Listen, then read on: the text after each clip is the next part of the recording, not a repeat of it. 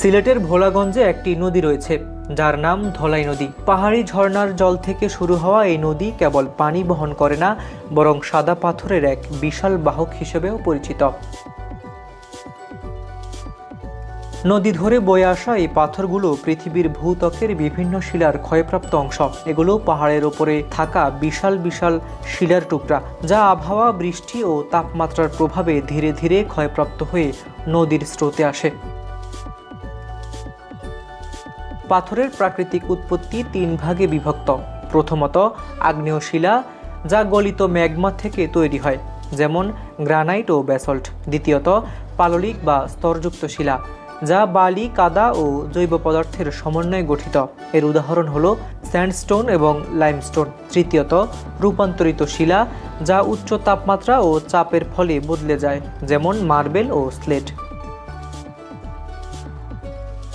ভোলাগঞ্জে মূলত চুনাপাথর বা লাইমস্টোন ধলাই নদীতে ভেসে আসে। পাহাড় থেকে গড়িয়ে নামা পাথর নদীর স্রোতের সঙ্গে যুক্ত হয়ে তলদেশে পৌঁছায়। বড় ও ভারী পাথর সাধারণত নদীর উচ্চভাগে জমা থাকে, আর ছোট পাথর নদীর সমতল এলাকায় মসৃণ হয়ে যায়।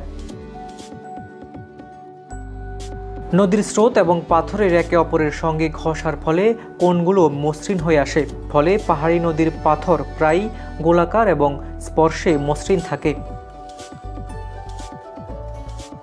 ভূতত্ত্ববিদেরা এই নদীর পাথর নিয়ে গবেষণা করে। পাথরের আকার, ধরন ও গঠন থেকে জানা যায় নদীর উৎপত্তি, স্রোতের গতি এবং এটি কত পুরনো। জীবাশ্ম বিশ্লেষণ করে তারা লাখ লাখ বছর আগের ভূপ্রকৃতি এবং নদীর গতিপথ বোঝার চেষ্টা করেন।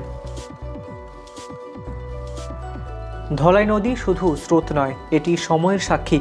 প্রতিটি পাথরে লুকোনো রয়েছে আমাদের পৃথিবীর ইতিহাস। পাহাড় থেকে শুরু হওয়া এই যাত্রা প্রাকৃতিক সৌন্দর্য এবং ভূতত্ত্বের এক অনন্য মিলনস্থল। মুকিতুর রহমানের রিপোর্টে হাবিবুর রহমান নিশান, খবর সংযোগ।